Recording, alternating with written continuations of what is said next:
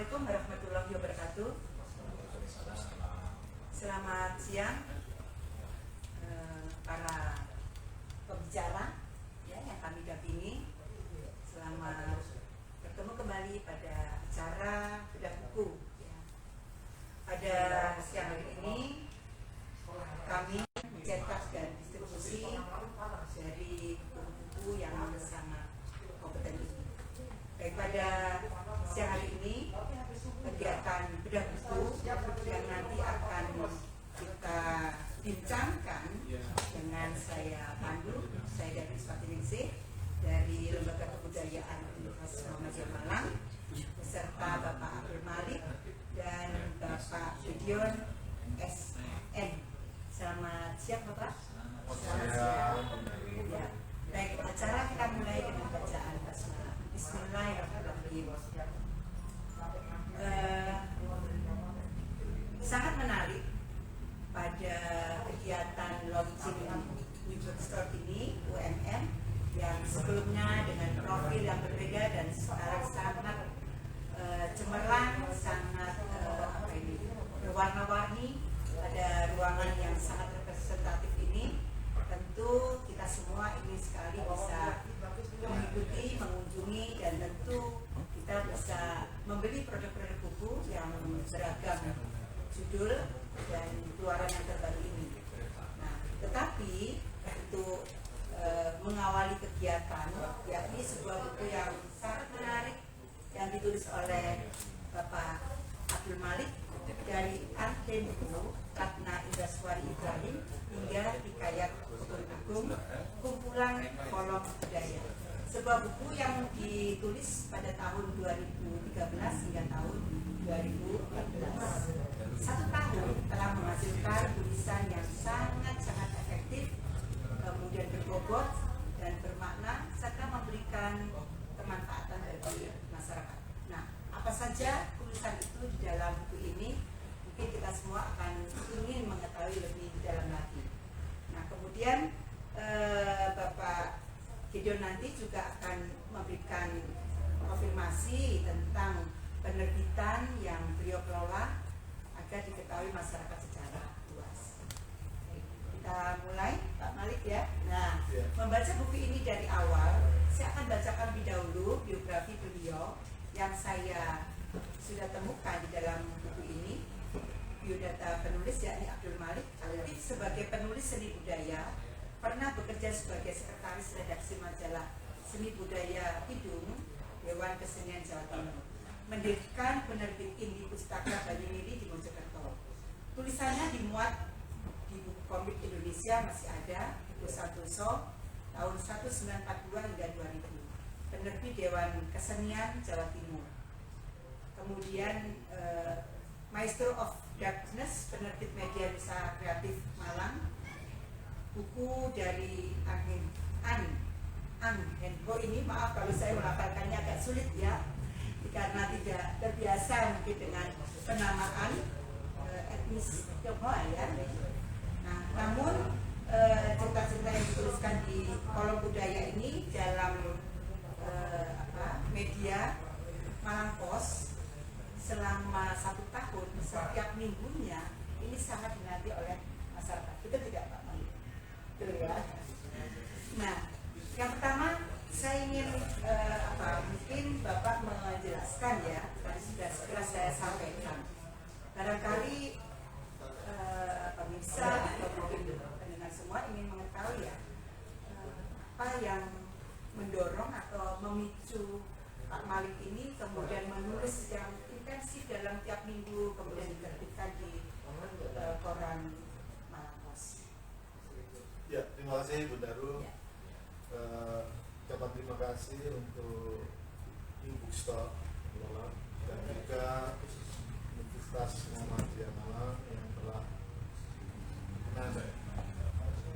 memilih saya sebagai salah satu narasumber di podcast sore hari ini. Juga ada sama sore itu Pak Gideon yang menjadi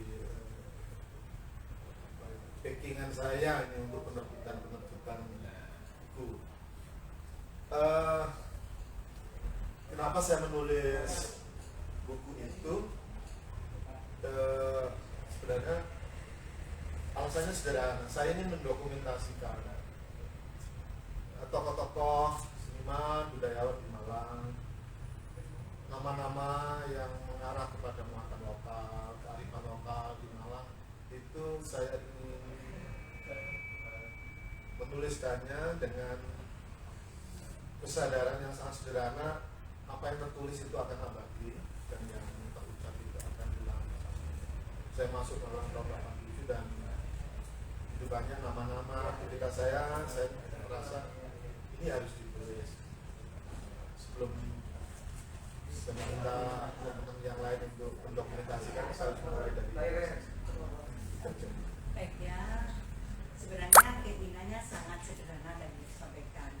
Pak Malik, maaf ini, saya itu saking terpesonanya ya, masuk di ruangan yang apa ini, tadi saya bilangnya cemerlang ya, bersih, kemudian tertata rapi, sampai saya lupa ini ya, mengucapkan terima kasih kepada pimpinan Universitas Muhammadiyah Malang yang telah memfasilitasi, kemudian merombak ya, apa ini namanya, toko buku yang dulu sangat sederhana, yang sekarang menjelma mengalami metamorfosa yang sangat menarik ini.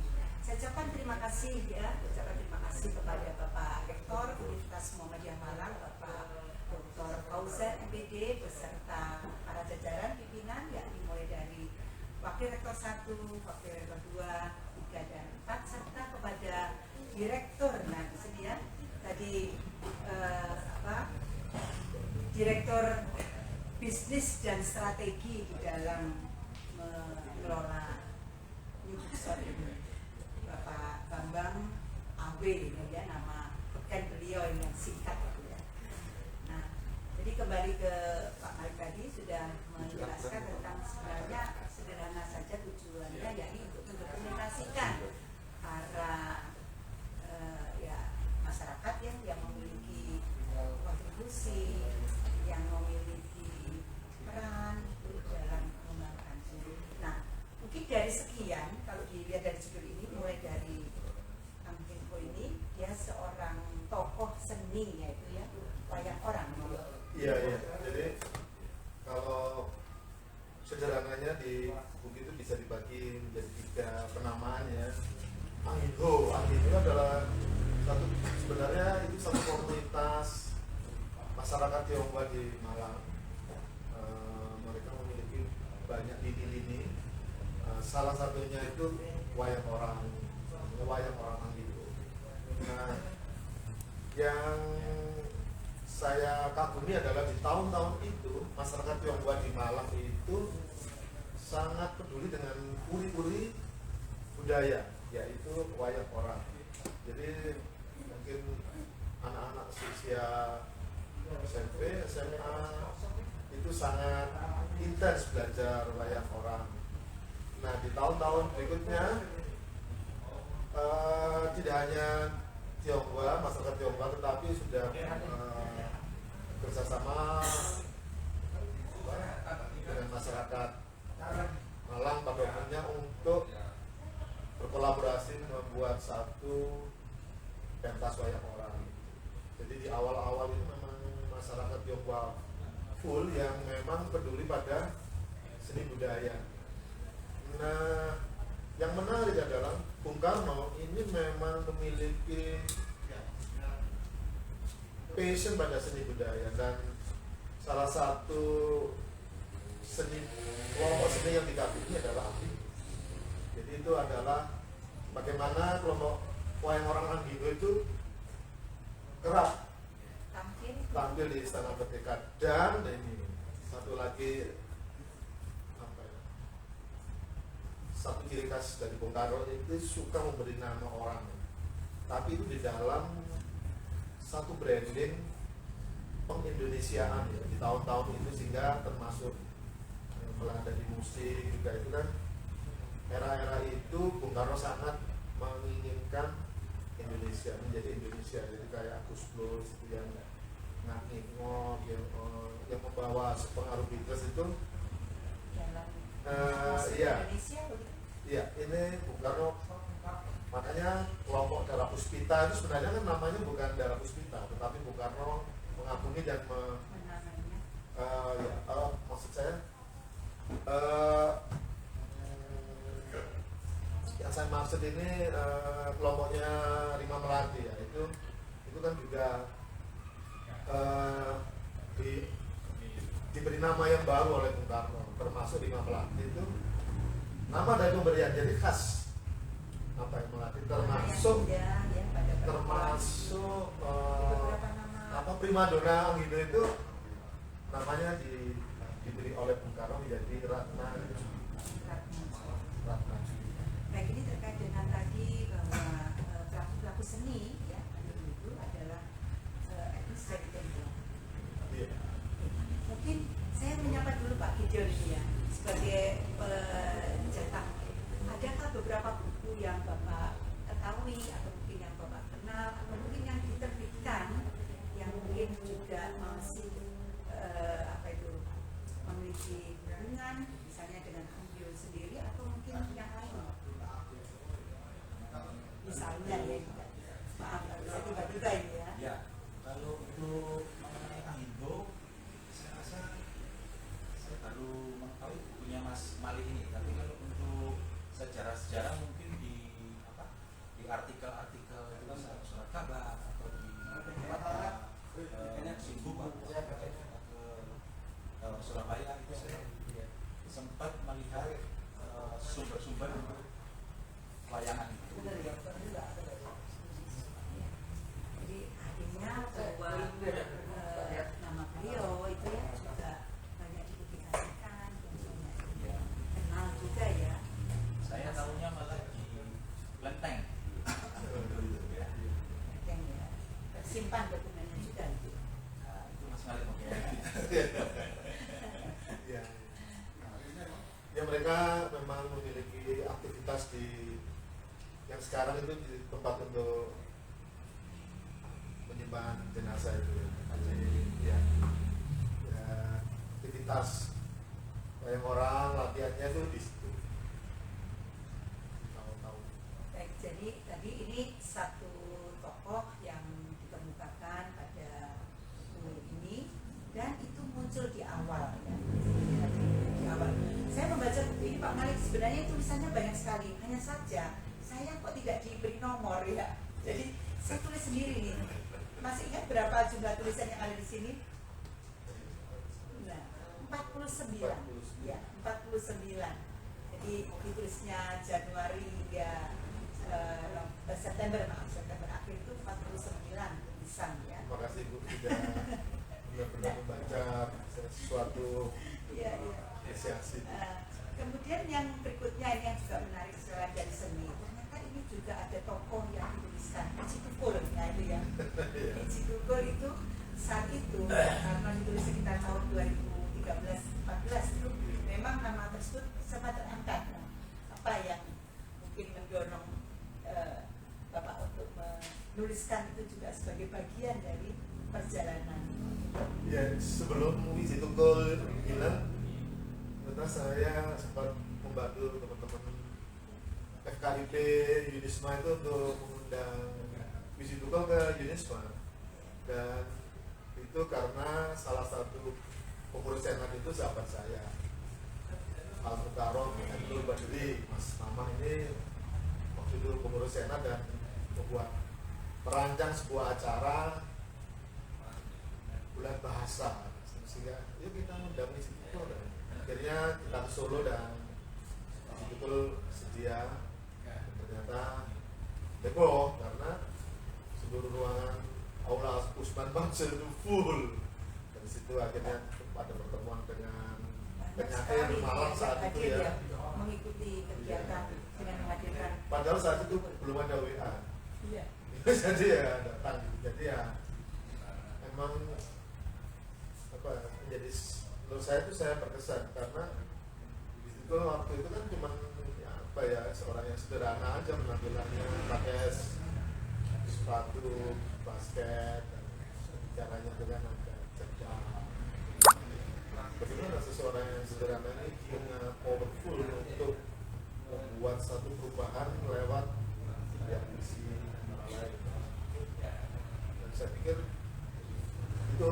itu sangat bersejarah karena penyair Malang saat itu Wahyu Prasetya juga datang masuk ke ruangan dengan membawa topan. Satu yang saya ingat itu dulu waktu itu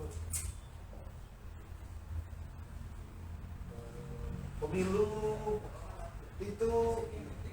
Jadi Ijazul ini sebenarnya seorang yang mengkritisi pemerintahan ketika itu, tapi melalui karya-karya puisi.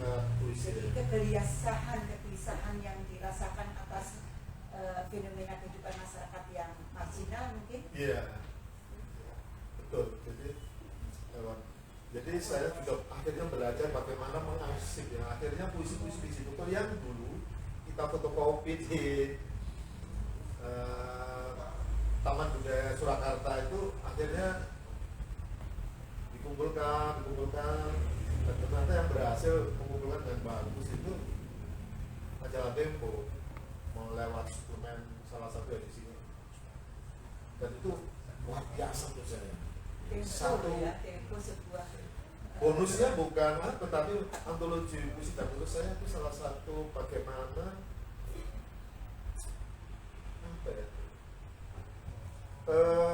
hal-hal baru yang perlu kita lakukan untuk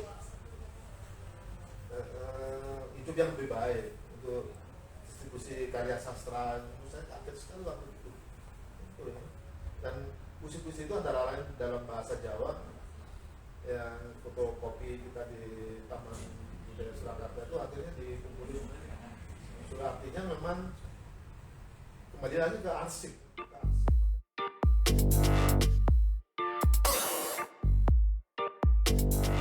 Selamat siang Bapak-bapak. Selamat siang. Nah, terima kasih ini Bapak Direktur kita untuk tidak ada informasi demikian. Mudah-mudahan nanti segera akan kita ketahui bersama.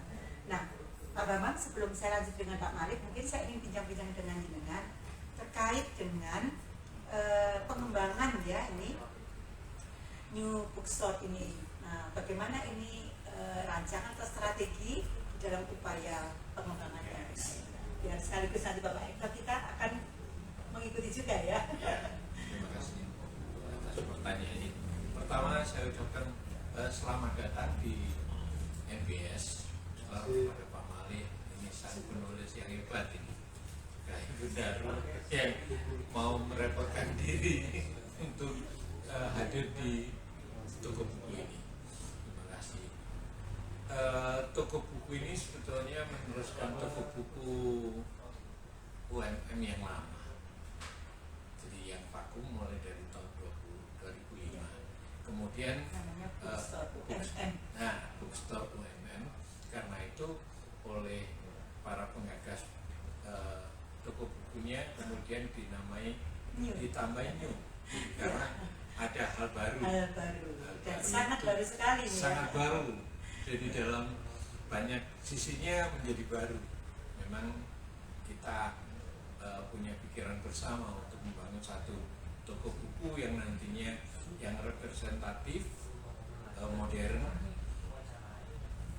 lengkap, bahkan murah. Insya Allah terbaik nantinya. Gitu. Nah, itu menjadi satu kesatuan dengan memberi citraan yang harmonis bahwa UMM adalah toko universitas yang cukup bonafit, cukup cukup menarik untuk diikuti, bahkan untuk menjadi bagian masyarakat bisa menjadi bagian dari universitas ini, karena dia memfasilitasi ada perpustakaan yang hebat, ada toko buku yang hebat, bahkan jaringan hotel dan sebagainya. Ini yang diharapkan kedepannya semakin profesional, semakin menjadi kekuatan dari universitas ini. Dan tentu juga akan menambah literasi dari UMM sendiri, khususnya keluarga UMM ini ya. Benar sekali. Pasti, karena kan brandnya aja udah NBS UMM. Dari kita memang harus support semuanya sana. Menarik tadi yang disampaikan ini ya pada NBS. Nah, kita singkat saja itu kalau tadi saya mengatakan dengan lengkap itu menjadi toko buku yang representatif, betul, modern, betul, lengkap, murah. dan yang terakhir murah. Nah ini ya, Iya. nah ini perlu dibuktikan oleh masyarakat secara luas ini ya, Betul. terutama mahasiswa Betul. agar kantong-kantong keuangannya bisa menjangkau Betul. daripada kafe-kafe yang hanya menghabiskan waktu dengan ngopi, nah misalnya. Nah, di sini kira-kira nanti juga ada ini mungkin tempat-tempat yang bisa membaca, ya yang artinya membaca itu ya kita memang tidak menyiapkan secara keseluruhan, tetapi ada sampel-sampel yang bisa di. Ya, semua buku di sini ada yang terbuka. Jadi silakan dibaca. Karena kami juga selalu tidak ingin seorang konsumen membeli kucing dalam karung gitu. Betul, nah ya itu yang. Tapi kami ingin Ya, kadang ada toko buku yang tidak boleh, jadi harus dibeli, cukup melihat dari itu yang blurnya saja, ini blurnya saja. Ya. yang itu yang kurang mencerdaskan. Betul, ya. Baik, terima kasih banyak atas informasi dan mungkin nanti kita lanjut kembali. Saya kembali ke Pak Malik ya. Jadi sesuai dengan judulnya tadi dari Anne ini sudah kita bahas. Berikutnya untuk Ratna Indaswari Ibrahim, seorang sastrawan ini ya, novelis ya. Beliau itu juga produktif. Nah, apa ini mungkin yang menjadi daya tarik Pak Malik ya, Bapak untuk menuliskan ya beliau serta mungkin karyanya dalam perjalanan di dalam buku ini. Ya, saya ini dan saya sama Pak Bambang ini sama-sama apa? Akrab sama Mbak Ratna ya. Jadi ya betul. Rumah beliau di Diponegoro nomor 3 itu jadi satu sekarang itu mungkin jadi co-working space ya. Kan tulisnya lebih dari itu rumah saya. Saya banyak belajar dari beliau bagaimana dengan keterbatasan fisik terbanyak ini pimpinan dan banyak lagi, dan saya pikir secara tidak langsung saya banyak belajar dari pertemuan-pertemuan di rumah Mbak Ratna tersebut. Beberapa meskipun beliau sudah tutup usia, tapi orang-orang yang pernah berkumpul di rumah Mbak Ratna itu masih bersahabat lah kami ya. Termasuk Pak Bambang ini yang memiliki foto-foto yang sangat bagus dari sosok Mbak Ratna, bagaimana Mbak Ratna bersahabat dengan Mbak Karimun itu dokumentasi yang sangat bagus oleh Pak Bambang Awi. Jadi Mbak Ratna kalau salah satu cerpennya kan juga membahas tentang Topeng Malang, Panjina. Ternyata itu adalah satu catatan dari persahabatan dia dengan Mbak Karimun, Maestro Wayang Topeng di Ponorogo. Jadi saya kagum dengan beliau bagaimana di tengah keterbatasan fisik masih memiliki Semangat yang Iya. kuat, kemudian elan vital ya untuk menyuarakan kemanusiaan lewat karya sastra.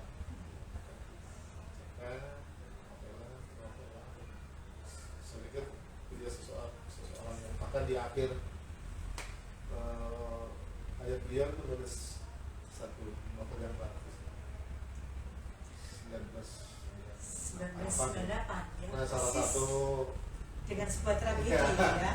novel beliau misalnya Pecinan di Kota Malang, covernya ini oleh Pak Bambang Awe yang bahkan diterbitkan oleh Pak Bambang Awe. Pak Bambang Awe ini luar biasa. Jadi ternyata di sini tokoh-tokoh ini ya, tokoh-tokoh penting di dalam perjalanan sebuah kehidupan seseorang, kemudian juga dalam sebuah kehadiran sebuah karya sastra gitu ya. Nah mungkin kalau tadi disampaikan, saya lanjut dulu pengenalan. Jadi melalui selain dari karyanya, Pak Malik ini juga mengenal juga secara fisik atau emosional dengan beliau ya. Kalau diceritakan di sini, apakah yang dituliskan itu senyatanya itu sebagai suatu karya fiksi kah, atau itu memang ada elaborasi? Jadi memang waktu itu saya kan baratnya kan kalau di ruangannya itu bukunya itu di belakang, raknya itu caranya di sana, jadi kadang nggak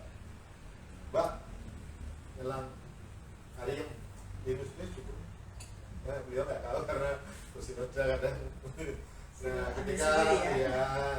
kalau udah saya kembalikan juga, Pak Reno saya masukkan. Dia barangkali nggak tahu waktu saya mengembalikan itu, sehingga kalau ketemu lagi, Pak Reno, Pak Reno, itu diulang-ulang terus. Jadi kadang saya itu berkesan bagi saya. Wih, sih sama. Jadi kadang karena beliau nggak bisa usul, kata bukunya itu kan banyak. Jadi kadang Jadi ingat ya, jadi Iya. ingat itu. Hanya saja mungkin karena mengembalikan juga tidak meletakkan sendiri. Iya, saya sendiri kan gak enak masa beliau nanti deh. Nah, saya Iya. tahu, jadi cuma ya asisten-asisten beliau kan juga sama gitu ya kan. Ya itu menurut saya sangat berkesan meskipun ditagih terus. Jadi saya pikir itu saya tulis Tapi kemudian. menagihnya kan dengan Oh ya, dengan candaan Ya, ya, sangat. ya, bukan kemudian bilang sungguh dan Nah, yang penting dapat kopi hitam. Nah, Terus kita turun. ya, gitu ya. Jadi selalu ya sudah tahu Ya. masing-masing teman-teman kesana itu sukanya apa, itu sudah tahu gitu. Sudah tahu. Kalau Pak Bambang sendiri bagaimana dengan beliau tadi katanya ini mendesainkan ya untuk covernya pada sebuah novel beliau ya, bagaimana Pak?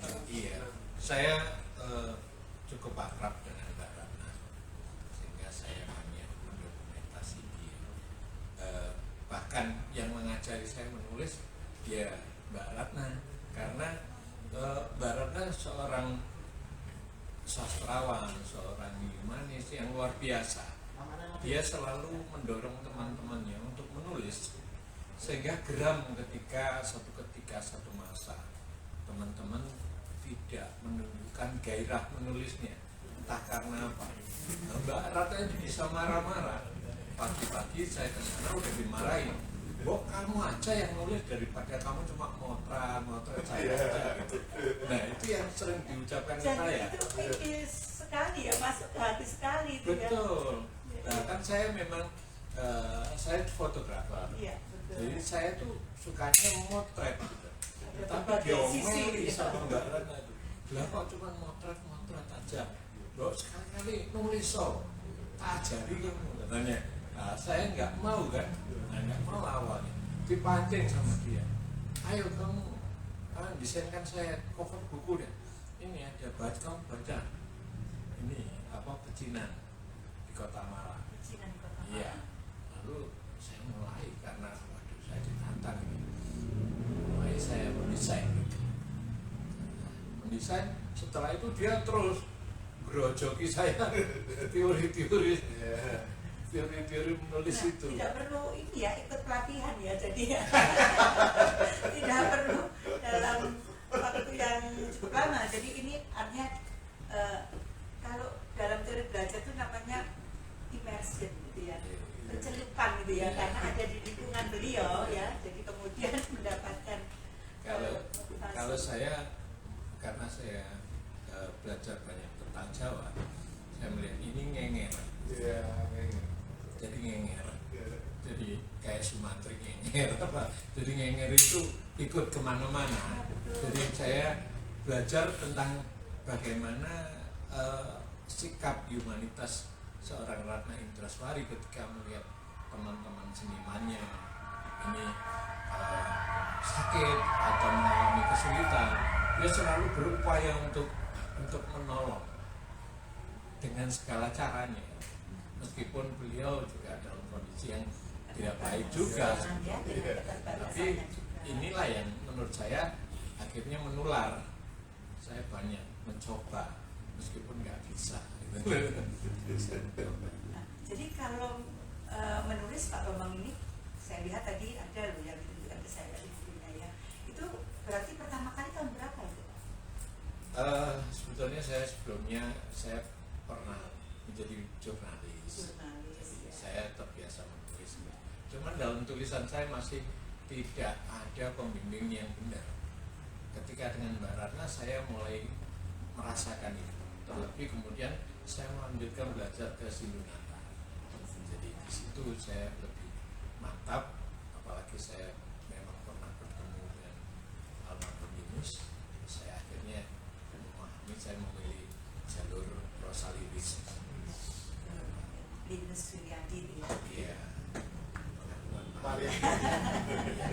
Dulu sekali ketika dibaca oleh Pak Tengsun tahun berapa itu sangat mengesankan bagi saya. Pak Tengsun itu luar biasa, dia membaca itu. Menjiwai juga. Menjiwai. Saya Malam ingat hari itu. itu waktu itu bersambung gitu, berseri dia baca atau saya dengan tekun mendengarkan. Saya pikir kapan saya bisa menulis seperti itu? Gimana caranya? Ternyata yang membuka Mbak Ratna. Terus akhirnya Romo Sindu mengalirkan saya. Tahun 84 itu, saya mungkin membacanya 858A gitu ya. Mungkin. Meskipun karena ya meskipun bukan buku wajib tetapi kan menarik sekali kan Menarik ya. sekali, menarik sekali. Ada ya bau-bau sedikit ya. Kalau saya membawanya ke kontemporer, Gitu ya. jadi saya membawanya ke demotivasi, ya. Kayak mengekspresikan diri sendiri untuk menjadi kontrol terhadap kejiwaan kita, kontrol sosial kita sendiri. Jadi sikap-sikap itu saya munculkan dalam dialog-dialog yang lucu, konyol, bahkan kadang-kadang tidak nyambung dengan cerita. Itu yang Itu melalui dikonstruksi ya. iya, dan itu Mbak Ratna sekali menurut saya. Baik. Jadi sebenarnya kenal betul ya dengan beliau, apalagi tadi mungkin mengatakan ngenger ya. Istilah ngenger itu sebenarnya dalam sekali itu ya. Tidak hanya mungkin belajar tetapi ya sehari-hari dengan beliau, ada waktu banyak dengan beliau, kemudian juga membantu kan membantu hal yang diperlukan oleh beliau. Angkat Mbak Ratna, toko mobil, Sopir. Wah, iya. Ngenger ini beda sama presidensi. Kalau ngenger nggak dibayar. Tapi ya dapat ini Ilmunya Oh, ilmu, dapat. kemudian juga biasanya konsumsinya termasuk. Nah, itu Iya. ya. Saya yang memberi konsumsi gitu. Konsumsi langsung ke dapur. Dapur. Nah, ini karena yang ngenger spesial. Oh, iya. Tapi minimum dari pilihan Pak Malik untuk mendekati Mbak Ratna lewat tulisan di dalam buku ini, saya pikir sangat tepat. Karena sejauh yang saya ketahui memang beliau pantas sekali dimunculkan dalam Batika Sastra di Malang. Kalau dilihat sini memang diberi judul Mbak Ratna, ya, Mbak Ratna. Tentu ini masuk ke person gitu ya dengan berbagai produk dan karyanya. Jadi kalau saya baca juga di buku Pak Malik ini tulisan beliau pada sebuah cerita itu ada beberapa tokoh-tokoh itu yang memang mengambil ya pada kenyataan ya person secara nyata hanya kemudian Oh iya. Biasanya Mbak Ratna kalau pagi kan baca gitu, kalau kita datang itu belakangan memang akhirnya begitu saya tahu saya agak menutup diri dalam tanda kutip supaya saya tidak jadi narasumber. Karena gini lah, kalau ibu misalnya membaca pecinan di Malang itu nama-nama itu kan nama teman-teman juga. Iya. supaya tidak terbaca. Ada teman yang mau ojo belak-belakan Baratna, gue jadi narasumber lo, spirit lo di toko cerpen, novel gitu. Jadi ketika Mbak Ratna tanya-tanya gitu, inspirasi. oh iya, Gitu saya ya. belajar, oh ini pola penggalian ide, dan pola Tanpa dikondisikan gitu Iya, ya. udah. Tanpa dikondisikan Dia mengalir. suka bertanya memang bagaimana gitu. Kebetulan waktu itu kan yang pos itu ada banyak mahasiswa kedokteran. Jadi ada satu novela beliau tuh tema-tema kedokteran. Kadang Mbak Ratna itu memposisikan dokter atau apa. Ya saya tuh tertawa-tawa kata tokoh-tokoh itu ditulis ini. Jadi teman-teman jadi tahu ya yang ada di lingkungan ini siapa menurut siapa kan tahu Iya, sekali. tinggal Pak Bambang pernah masuk jadi tokoh apa, di novel apa, cerpen apa. Saya gitu. akhirnya meniru dia. Oh, oke. Di karya-karya saya banyak nama-nama teman yang saya masukkan, saya ikuti juga. Iya. Jadi ya memang yang ngajari saya Mbak Ratna sih. Jadi mau tidak mau ya saya ikutlah gurunya siapa, saya ikut muridnya. Baik ya. misalnya seperti itu Pak, saya mau tanya ini, kira-kira dengan seizin tidak ya? Ataukah seizin yang bersangkutan tidak dia diangkat sebagai itu? Atau mungkin karakter itu berseberangan tidak atau bertolak belakang dengan pemilik nama gitu ya, pemilik nama yang dimaksud gitu. Kalau Pak Malik Ya. Kalau kadang nama itu dikutip aja tanpa hanya nama dimasukkan, bukan karakter. Secara Misalnya keseluruhan ya. saya disebut itu bukan karakter saya, ya. Tapi mungkin saya memposisikan sebagai apa gitu di toko itu. Makanya saya sering senyum-senyum aja kalau baca karya para nama-nama yang dikutip tidak otomatis mewakili apa pribadi atau hanya ya itu ini hasil bakal Karena memang maaf, menemukan nama itu juga perlu pertimbangan pada sebuah tokoh itu. Jadi menyebut nama itu perlu pertimbangan. Kita mau menggunakan kata Ratna, Karni misalnya, apakah yang akan kita angkat itu memiliki citra kota kan itu ya, citra intelek kan gitu ya, atau citra yang seperti itu. Kadang-kadang nama itu kira-kira bagaimana Pak Malik ini juga dalam tulisan ini ya. Kalau Pak Malik saya lihat kalau karya yang benar-benar kelihatan banget sebagai satu bentuk wawancara ya Lemah Tanjung. Tanjung. Ya, itu hasil satu wawancara panjang dengan tokoh nyata di sebuah tempat di Malang itu. Jadi itu memang namanya Buhit ya. Jadi itu wawancara panjang terus intens dan jadilah satu karya. Seperti kalau di sini lupa itu kayak karya Mulyono ya. Mulyono semacam karya seni rupa yang berbasis kenyataan problem di masyarakat yang diangkat dalam bentuk karya seni rupa. Jadi saya pikir Lemah Tanjung itu saya yakin berbasis wawancara dengan satu orang itu intens yang Ratna melakukan dan menurut saya itu satu karya yang sangat bagus. Bahkan yang saya ketahui di Lemah Tanjung itu Mbak Ratna kadang memberi inspirasi ya, yang diwawancarai tadi. Oh iya. justru ya, Sehingga selain dia- bertanya beliau Makanya juga Mbak Ratna itu dalam tanda petik dia dicurigai oleh waktu pemerintah Iya. dia adalah oposisi dari pemerintah kan Iya. beliaunya jarang sekali mau diberi penghargaan dan Oh, iya. jarang sekali karena beliaunya dirikan menjadikan diri sebagai secara netral, Iya. independen. iya independen. Akibatnya seperti itu. Ya mungkin awalnya dari buku Lemah Tanjung itu saya bikin. Saya kan dapat info begitu dicetak tidak berapa lama ludes hilang di pasaran. Ya. Jadi menarik menurut saya ini ada Nah, Indra itu Indra Suara terbeli oleh masyarakat ataukah memang disengaja? oleh tangan-tangan yang nampak. Ya. Misteri. Iya. Ya, sementara Ya itu satu sisi kita melihatnya positif, sold out. Ya. Ya, nggak apa-apa. kita berpikir positif saja. Iya, jadi menurut saya menarik kalau buat serial penerbit indie ini karya Mbak Ratna cetak ulang semua. Bagus pasti. Ini layak karena Sebenarnya judulnya itu sederhana sekali ya Pak, yang Lemah Tanjung. Nah itu ya, lemah itu kan masih berbau bahasa Jawa kan ya, tanah ya. Dia kan Kami- ada satu di satu wilayah Iya. tidak jauh dari Iya, gitu sehingga menarik. kayaknya perlu ini Ratna Indra series. Oke.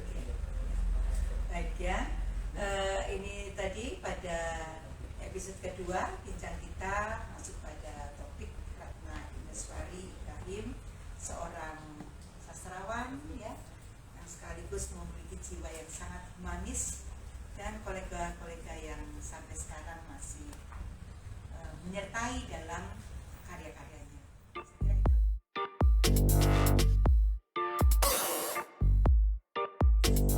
Dan untuk yang ketiga, ini ya tema 3, maka Hikayat Kebun Agung Pak Malik ya. Iya.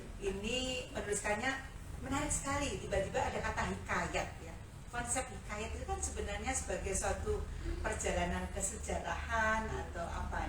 Ini mengapa di dalam buku ini menamainya demikian. Kemudian yang kedua, kisah apa yang menarik dari Kebun Agung itu sampai menjadi sebuah tema tulisan. Ya. Jadi kalau kita belajar tentang sejarah sastra Indonesia itu kan di mana seorang itu tinggal maka dia akan membuat satu sejarah kepenulisan ya. Misalnya Pramudia itu cerita dari Blora, itu menunjukkan bahwa dia memang lahir di Blora, dan itu menunjukkan apa ya, kita harus mengeksplor dan menyintai di mana kita tinggal. Nah, Atau bisa saya katakan sebagai dari obrolan-obrolan, warung kopi, jagungan itu akhirnya muncul banyak menurut Pak Lurah. Saya lalu menemui Pak Lurah, lalu melakukan wawancara langsung di rumah beliau. Setelah waktu itu bawa laptop, pas saya ketik langsung aja bisa. Jadi menarik ya. Jadi apapun yang terjadi di hasil wawancara itu memang sebenarnya saya ingin menunjukkan bahwa ada obrolan-obrolan, cerita-cerita yang memang berkembang itu perlu didokumentasi. Maka saya menyentuhkan seperti itu. Meskipun di dalam kenyataannya ada banyak hal yang memang perlu diluruskan dari wawancara dengan beliau. Nah, beliau hari ini sudah berusia, sehingga wawancara itu menjadi sangat berharga sebagai kesejarahan di Desa Kebun Agung jauh sebelum sekarang ada undang-undang pembangunan kebudayaan berbasis desa dan lain-lain, di mana sekarang setiap desa wajib untuk menuliskan kesejarahannya ya, sebagai bentuk kearifan lokal, muatan lokal. Ketika banyak yang mengkritisi tentang hasil wawancara itu bahwa bagaimana kesejarahan saya waktu itu hanya ingin mendokumentasikan. Saya tidak ingin menghakimi apapun hasil wawancara itu. Saya ingin menghormati itu sebagai bentuk satu kearifan lokal di mana saya bekerja. Jadi bahkan saya membuat satu blog Kebun Agung adalah surga. Kalau di hari-hari ini kita ke Kebun Agung ada satu barber dan ini kan pangkas rambut itu mah Green Garden kebun ya namanya dipilih yang milenial itu ya. Dan saya pikir apapun itu saya sudah bersyukur kesempatan untuk melakukan wawancara itu dan menuliskan tetap mementingkan. Bahkan jika tidak salah ini teman-teman Karang Taruna Kebun Agung mengontak saya untuk menuliskan wawancara itu di dalam kesejahteraan. Jadi saya pikir kalau perlu direvisi silahkan. Saya pikir, tetapi waktu itu tidak ada satupun media bahkan yang mewawancarai beliau. Putra beliau hari ini adalah kepala desa Kebun Agung. Jadi saya bersyukur dan memang waktu itu menjadi ikonik di Desa Kebun Agung, di mana yang bisa saya komunikasi. Ya, menarik sekali. Saya juga membaca ini, artinya menginspirasi bahwa ketika kita tinggal di suatu tempat, ada tidak cerita dari tempat yang kita tinggal itu. Nah, ini Pak Mari itu betul-betul intens ya, menemukan sumber-sumber informasi atau narasumber. Ya. Nah, ini saya lihat dari aspek kesejarahan atau bisa juga dari aspek mistisismenya itu ya, karena ada punden, kemudian ada kepercayaan masyarakat terhadap punden itu. Nah, kemudian itu menjadikan itu sebagai suatu pedoman hidup ya bagi masyarakat setempat. Itu bagaimana itu ya mendapatkan informasi? Kadang saya itu berpikir bahwa bukan saya yang mewawancara, tetapi ini kedua belah pihak. Beliau itu juga menunggu dan memilih orang untuk mentransformasikan kesejahteraan. Jadi saya beberapa kali di buku ini sebenarnya orang yang sedang saya wawancarai dan ketika saya sedang wawancara itu sebenarnya sama-sama menunggu di sisi momen untuk bertemu.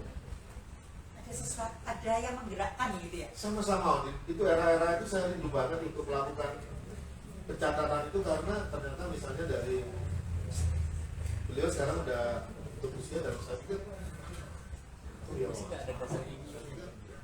menjadi waktu yang tepat untuk mengetik langsung dari beliau langsung soalnya dia mah dia satu kali kerja dan saya pikir daripada ditranskripsikan kembali ya Pak ya. dia senang pertama kali diwawancarai laptop langsung ya senang bagus. Boleh saya menggarisbawahi? Ya, monggo Pak Bambang. Jadi Ya. pemilihan Bonagung untuk ditulis Mas Malik, saya pikir tidak main-main nih. Mas Malik, saya akui sekali jempol luar biasa cara dia memilih. Karena dalam sejarah gula di Indonesia, terutama di Jawa Timur, Bonagung dan Kragan menjadi pusat produksi tentang gula, di mana pada masa kolonial dua pabrik gula ini menjadi center dari pusat perputaran uang. Jadi Bonagung ini satu desa yang betul-betul mengesankan dalam sejarah Indonesia. Karena itu tidak salah kalau tadi ada bahkan roh-roh tadi ya yang itu memanggil Pak Malik, itu tulisan aku. Saya bilang kekuatan. Iya. Kekuatan Jadi memang supranatural yang mau tidak mau akhirnya saya gini. Iya. Bonagung ini orangnya apa ya? Nah, tetapi saya kepingin menulis ini mosaik di sekeliling yang ikonis. Muncullah orang-orangnya seperti beliau, pada saat kemudian ada yang ketika wawancara itu jadi mosaik itu kalau dikumpulkan jadi inilah Bonagung. ya. Kalau cerita tentang pabrik udah ada bukunya, itu pabriknya ini udah, dan itu buat laporan itu hampir 2 tahun sekali, sangat bagus. Tetapi membahas manusia dan kegelisahannya, saya pikir manusia yang sebenarnya menepi kalau dikumpulin jadi satu mosaik yang benar. Jadi itu menurut Saya tidak kekuatan tahu ini ya. Pak Malik di dalam menemukan informasi dari berbagai sisi tadi. Bahkan termasuk kayak salah satu pemain gamelan di Apindo itu kan, beliau seorang supir beca itu akhirnya kan dari hal kecil-kecil saya ketemu dan begitu wawancara beliau itu usia saya sampai merinding waktu itu belum sampai 40 hari hampir wawancara itu saya melihat seorang mata itu dia menunggu untuk Diwawancara. iya Mengungkapkan ada sejarah di dalam hidupku siapa ya ini yang jadi itu memang apa ya kalau bahasa ketinggian rezeki ya. Iya, betul ya Bapak ya. Yang memiliki satu base di filosofi Jawa pasti memahami. Ya, saya mengalami juga ketika saya mewawancarai Kolonel Boy siapa yang kemarin tinggal di Kampung Tionghoa Tangguh, ketua AKI itu sempat saya wawancarai ketika beliau ada di rumah sakit tidak lama kemudian banyak yang diungkapkan. banyak tentang Anggigo sehingga saya memang menulis dalam buku saya yang nantinya juga ya tentang sejarah Anggigo. Wah, belum tentu sudah sold out. Baru isu aja. Melengkapi dari ini. Iya. Ya, jadi seperti itu. Jadi memang dalam budaya Jawa kita mengenal apa ya tanda ya tanda kehidupan. iya tanda gitu ya, dan itu biasanya memang tadi Pak Malik ngomong ketemu ada permintaan seolah-olah ada permintaan sehingga ketemunya di mana dengan siapa itu rezeki ya. Karena itu saya percaya kalau Pak Malik ini filosofi caranya juga nyakal gitu.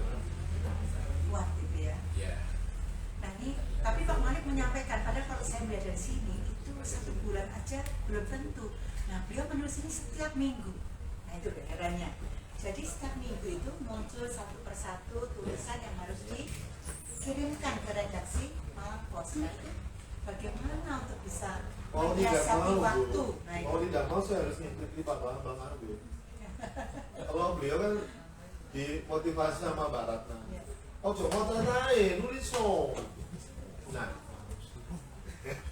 saya di Mojokerto itu ada seorang tokoh bernama Pak Max Arifin, terjemah buku 100 tahun kesunyian.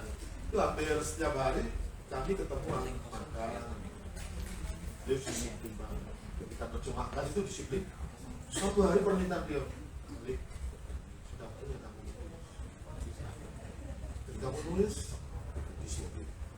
Ajarlah pada Yukio Mishima. Tidak ada penulis yang aduh, penulis itu pasti olahraga, dia seperti samurai. Kita tidak mengikuti jejak beliau untuk arah kiri, tetapi disiplin. Yukio Mishima, kamu harus belajar. Itu yang saya ingat betul ketika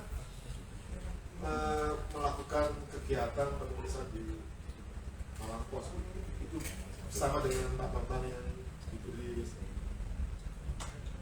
motivasi apa karena saya ketika menulis itu beliau itu muncul terus dengan doa dan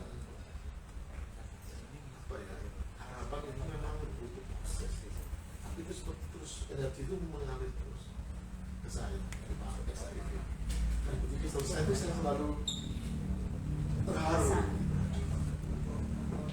ya.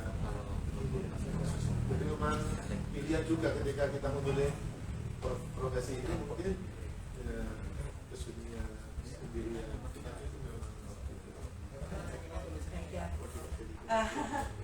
Tapi menariknya itu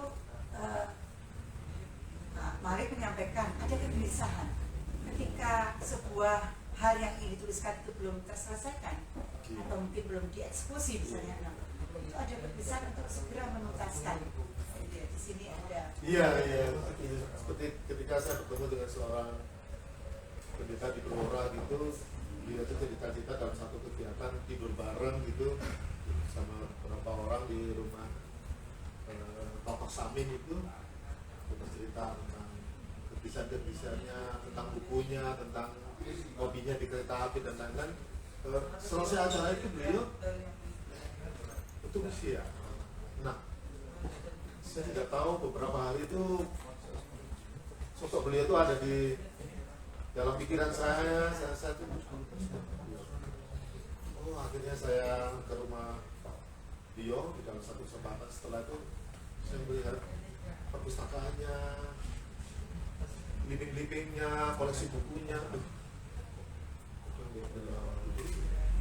Pulang dari itu saya langsung nulis dan setelah itu clear, damai. Sama juga energi itu kayaknya beliau itu juga aku nitipkan pemikiran-pemikiranku untukmu.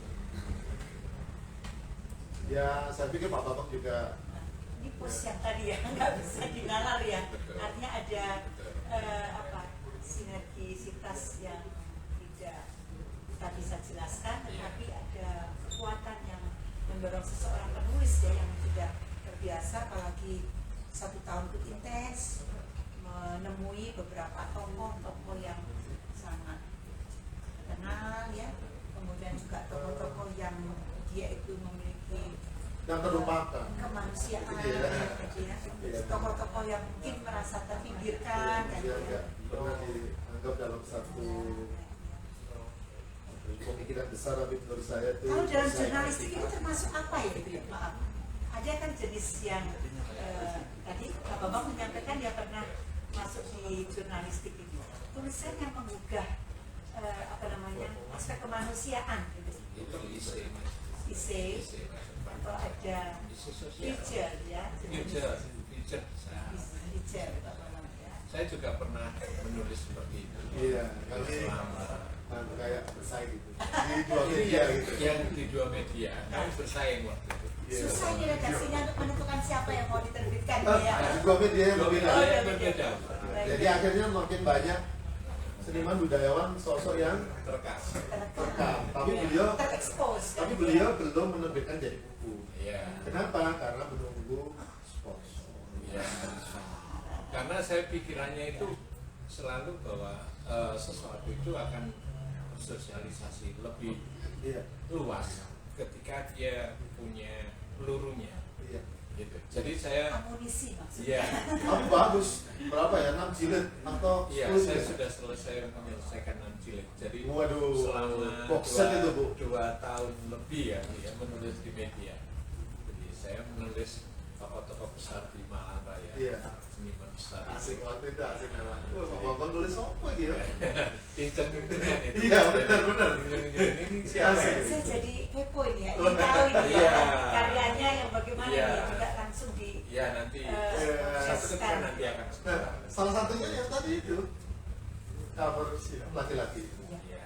Itu satu. Ya, salah satu. Satu dari 6 jilid box sets. Iya. Bang Awi. Saya doakan dapat sponsor.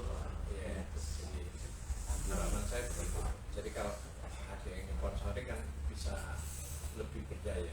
percaya, di maksimal. Karena Ya. begitu terbit harus 6 buku. Box set. Yang tadi saya bilang kan berjilid, tapi kan sudah dijawab. Iya.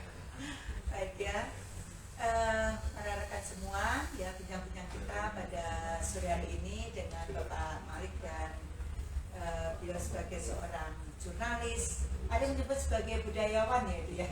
Nah ini Bu, saya keberatan dengan penyebutan itu. Maka saya memilih bagaimana caranya biar saya tidak disebut budayawan. Akhirnya saya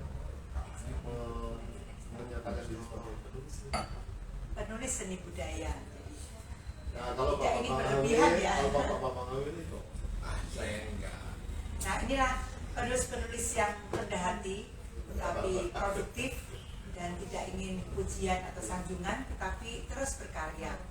Nah, kita doakan bersama, yaitu Pak Abdul Malik maupun Pak Bambang Awe, ya, beliau nanti akan menghadirkan karya buku terbarunya. Dan kita semua akan menanti, juga akan belajar dari berbagai tema, topik yang diangkat agar kehidupan ini lebih berwarna-warni dan indah.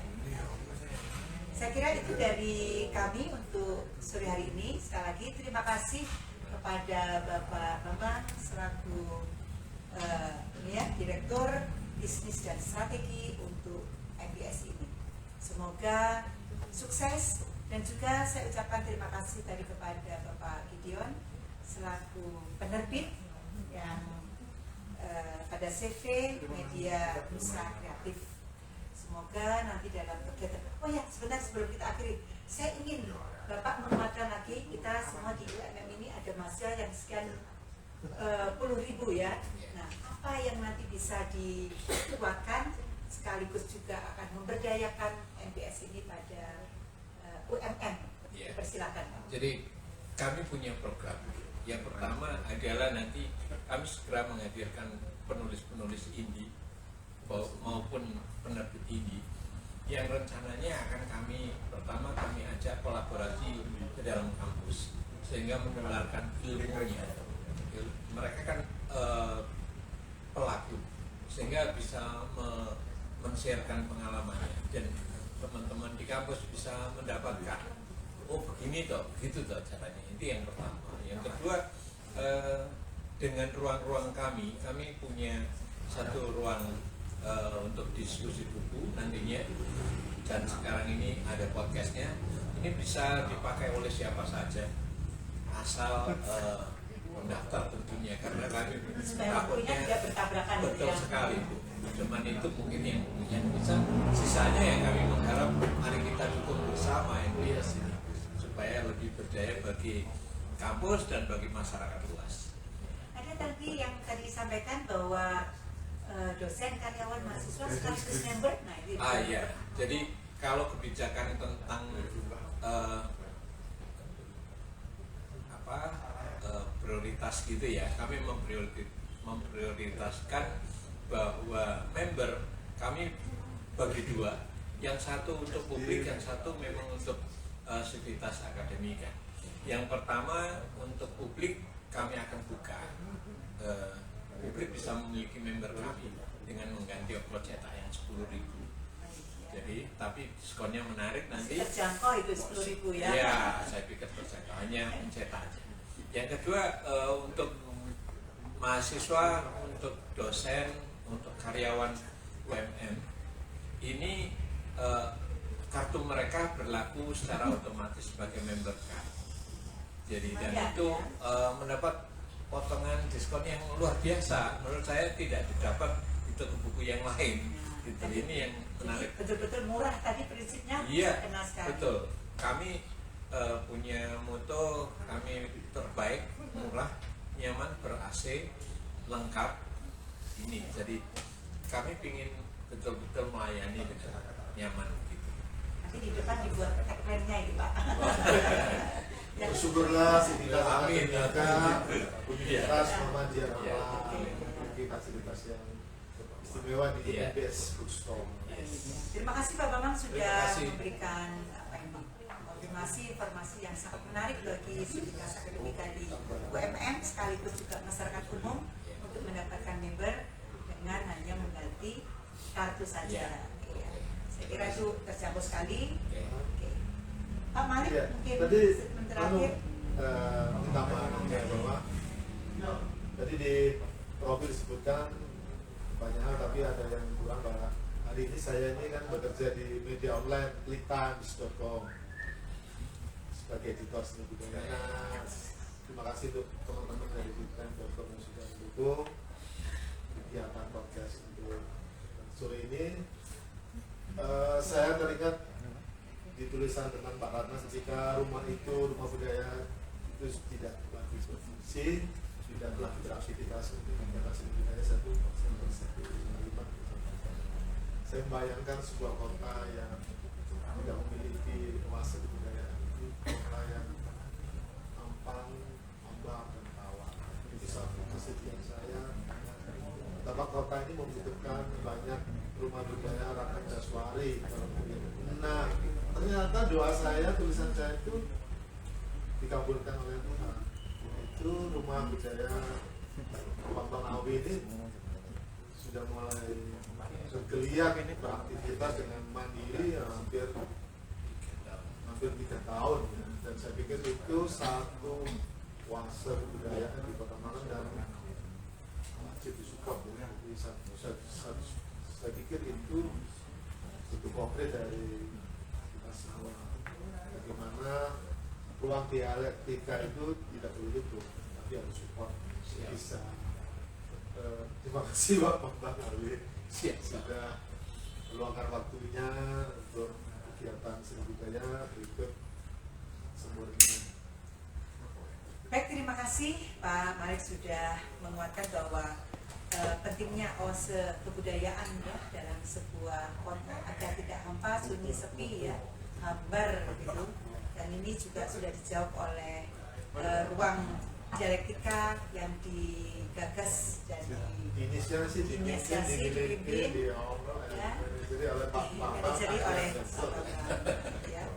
Mudah-mudahan nanti kita semua juga bisa hanya publikasinya ya perlu yang secara luas sekaligus di sini supaya lebih lengkap lagi siapapun akan bisa hadir. Baik rekan-rekan semua ya teman-teman. Nanti saya berdosa kalau nggak mengucapkan terima kasih kepada Bapak Gideon Ya. dari MNC Publishing sudah support terus literasi lewat penerbitan yang bermutu. Dalam pengalaman saya berinteraksi dengan MNC Publishing ini sangat keren ya, ini penerbit di Kota Malang yang memiliki kualitas sangat bagus, disiplin, tepat waktu, dan orangnya ini ramah banget Pak Gideon. Jadi ya mari kita serbu penerbit beliau dengan order buku yang bagus. Alhamdulillah. Makanya bekerja sama dengan MBS Bookstore. Hidup video. Baik, terima kasih. Kurang lebihnya demikian. Saya mohon maaf dari Sepatu Ningsih dari Lembaga Kebudayaan Universitas Muhammadiyah Malang mengakhiri percakapan dan bincang kita pada sore hari ini pada sebuah buku sekali lagi yang ditulis oleh Abdul Malik dari Anhin Bio, Ratna Indaswari Ibrahim hingga Hikayat Kebun Agung, kumpulan kolom budaya. Terima kasih. Assalamualaikum warahmatullahi wabarakatuh.